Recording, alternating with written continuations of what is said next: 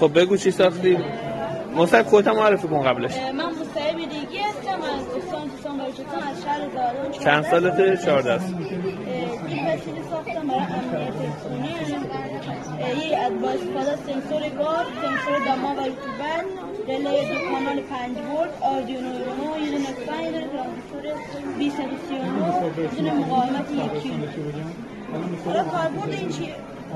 مثل LCD فراموش کردم، LCD کالکتری آیتوسی هم داره. این میاد چیکار میکنه؟ میاد غلظت گاز رو میسنجه. اگر ببینه از اون مدرسه‌ای که توی آردوینو براش تعریف کردم که میاد این تا 300 برای انسان 300 درجه 300 به بالا برای انسان خطر داره. میاد میسنجه. ببینه اگه از بالای 300 هشدار میده به موبایل، میگه آقا شما جلوی سنسور گاز گذاشتیم یا واقعا داره آتش سوزی رخ میده. اون میگه من نمیدونم. بعد این سری میاد برق خونه رو قطع میکنه، فن روشن میشه برای تخلیه هوا. و این چیه؟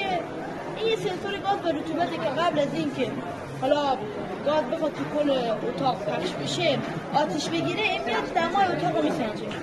مصعب جان الان یعنی اگه مثلا ما تو خونه نشتی گاز داشته باشیم اینم میفهمه که نشتی گاز داریم؟ اگر گاز توی اونجا بوی گاز باشه این غلظتش رو میسنجه.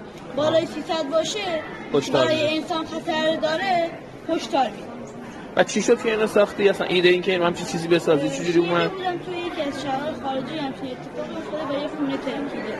واسه این گفتم یه وسیله بسازم که برای این مواقع به کار بره. کی کمکت کرد؟ چجوری اصلا فرآیند ساختش رو مثلا رفتی مطالعه کردی، یوتیوب دیدی، چی مثلا؟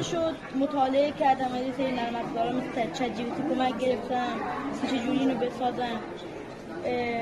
دیگه قطعاتش هم که حالا پارکینگ فناوری قطع گرفتم.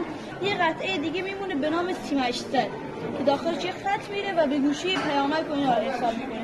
تو متاسفانه نداشتیم، تموم شده بود، واسه این سیم 800 روش نداشتم، ولی پایه‌اشو کد دار. بسیار